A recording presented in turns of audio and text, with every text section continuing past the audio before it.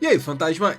Pokémon é uma franquia de mais de 27 anos, então não surpreende ninguém que muita coisa tenha mudado. E uma dessas coisas foram os próprios Pokémon e seus sprites, desde os 8 bits sem cor da primeira geração, passando pelos coloridos, 16 bits, 32 bits e finalmente os modelos 3D. Hoje, portanto, faremos uma jornada nostálgica por esses sprites, identificar quais Pokémon mais sofreram alterações, principalmente em relação a cores, começando pelos da primeira geração. Então já me conta aí nos comentários qual dos 151 monstrinhos clássicos é o seu favorito e bora pro vídeo. Vamos começar, por exemplo, falando sobre Shiny e um dos mais populares da franquia. Charizard brilhante ao longo da segunda geração tinha sprites com corpo roxo e verde na parte interna das asas. Muito diferente das versões que conhecemos hoje, preto com detalhes vermelhos. Esse design foi primeiramente visto numa arte oficial de 2001, feita pelo Ken Sugimori, e posteriormente adaptada aos jogos Ruby e Sapphire. O Charmeleon Shiny também deu uma mudada boa da segunda geração em diante, passando de um vermelho para um tom mais claro de laranja, quase amarelo. Então são coisas desse tipo que veremos no vídeo de hoje, então assiste até o final. Lembrando que a nossa maior parceira aqui do canal é a Epic Game, principal loja de card game do Brasil. Então se você precisa de uma carta avulsa ou um produto lacrado de Pokémon TCG, a Epic é o seu lugar. Lembrando que a Epic Santos tem o maior estoque de cartas japonesas do Brasil. Basta usar o cupom LIGENGAR para comprar com descontinho. E na descrição do vídeo tem a minha lojinha de afiliado da Amazon. Comprando qualquer coisa através desses links vai ajudar bastante o canal. Mas voltando e continuando com Wartortle e Blastoise, cujas barrigas na versão Shine em Gold, Silver e Crystal seguiam o mesmo verde da concha dos Pokémon. Só que de Hoenn em diante, as conchas permaneceram verdes, mas as barrigas voltaram para o amarelo/bege que conhecemos. Pidgeot talvez seja o primeiro com a mudança mais significativa em seus sprites. Na segunda geração, as penas da cauda do Pokémon eram alternadas, seguindo o padrão de cores do seu topete. A partir de Ruby e Sapphire, todas as penas do rabo do Pidgeot tinham a mesma cor avermelhada.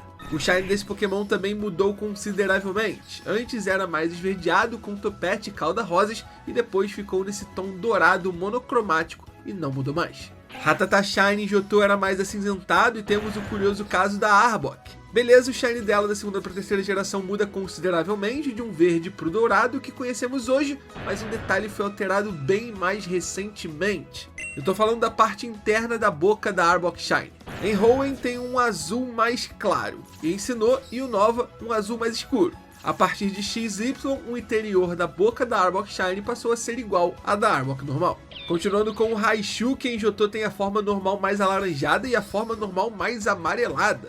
Só que na primeira geração o Raichu já era amarelo, e em Hoenn voltou a ser. Se colocarmos lado a lado os sprites normais e shinies do Raichu da Gen 2 e da Gen 3, parecem que foram invertidos. A partir de Ruby e Sapphire, os sprites do Raichu se consolidam na cor amarela, enquanto o Shine fica num tom mais escuro. Assim como o Rattata Sandshrew também tinha um Shine mais acinzentado em Johto, e o próximo são Abra e Kadabra. Atualmente eles não possuem versões Shine tão legais, quase não mudam de cor. Já Alakazam ganha detalhes rosa, mas na segunda geração isso era diferente. Os detalhes rosa já estavam presentes nos sprites do Abra e Kadabra brilhante. Isso conferia à linha evolutiva uma maior unidade e coerência. Infelizmente mudou a partir de Hoenn, se bem que vale notar que nos remakes Fire Red e Leaf Green, eles parecem retornar ao rosa, mais visível ainda nos back sprites. Só que de Sinnoh em diante, aí sim, nunca mais foram desse jeito. Assim como parece que os sprites do Raichu foram trocados, do Machop a mesma coisa. Em Johto, o normal está muito mais próximo do que hoje conhecemos como Shine, enquanto que o brilhante daquela época é mais parecido com o Machop normal atual. Agora a mudança no Machoke, aí foi brutal. Talvez a maior da primeira geração.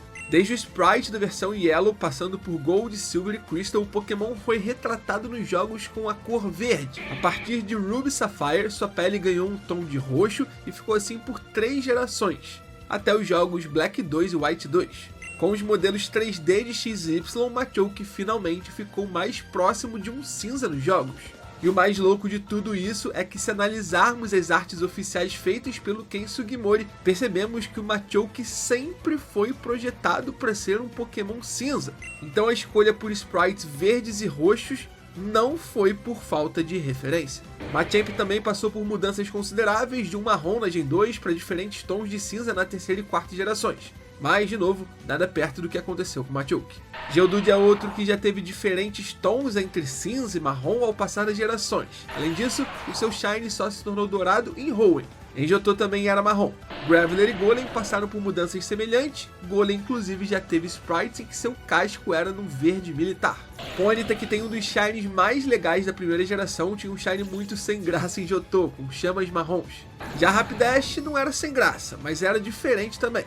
Suas chamas em Gold e Silver eram roxas, diferentes das acinzentadas atuais. Doduo Shine ainda não era verde na época da Gen 2, isso foi acontecer apenas em Ruby Sapphire. E seguindo temos o Hitmonchan. Seus sprites da segunda geração tinham luvas e roupas na mesma cor. No normal, um rosa bem chamativo e no Shine, azul. Em Ruby Sapphire, a roupa do Pokémon passou a ser num tom de roxo bem clarinho e não mudou mais. E isso era independente se ele fosse Shine ou não. Na segunda geração, até a fumaça do Koffing Shine mudava de cor, fora que ele estava mais pro azul do que pro verde que tem hoje em dia. E praticamente a mesma coisa acontece com o Weezing. Por algum motivo, o azul que escolheram usar em Gold e Silver na Tangela era daqueles de doer os olhos. E apesar de raro, não é impossível um Pokémon mudar de cor na mesma geração. Foi o que aconteceu com Tangela, que na versão Cristal já passou a ser num azul bem mais próximo do que é até hoje. Vários monstrinhos sofreram pequenas mudanças de coloração com o passar do tempo, principalmente na versão Shine, mas eu tentei me atentar a alterações mais significativas. Sendo assim, o nosso próximo exemplo é o mais polêmico, Jynx.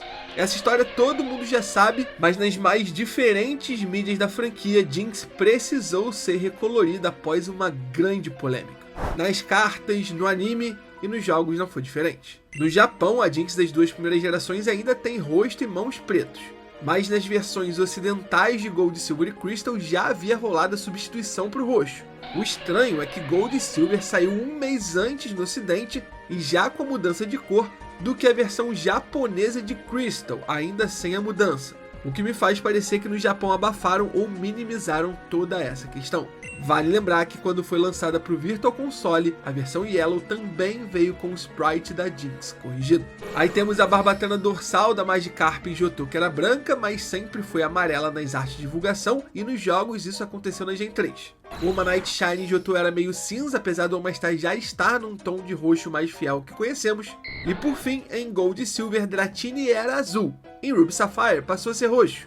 E em Diamond Pearl voltou a ser azul. E assim é, azul até hoje. Já sua versão Shine era roxa na Gen 2 e virou rosa na Gen 3. Curiosamente, Dragonair não passou pelas mesmas mudanças, tendo desde sempre sprites bem próximos aos modelos dos dias de hoje. E é isso, fantasmas, essa é a seleção de Pokémon da primeira geração que eu acho que mais sofreram alterações de cor com o passar do tempo. Como eu disse, alguns outros também mudaram, mas aí são mudanças menos significativas, pelo menos na minha opinião. Se você discorda, pode deixar um comentário aí embaixo falando qual é a maior mudança que eu não coloquei nesse vídeo. E não esquece do like, de compartilhar o vídeo com os amigos, além de se inscrever no canal pra gente chegar logo no 1.000.000 de fantasmas. Conto com vocês, hein? Muito obrigado por tudo, fantasmas, pela força de sempre e até a próxima.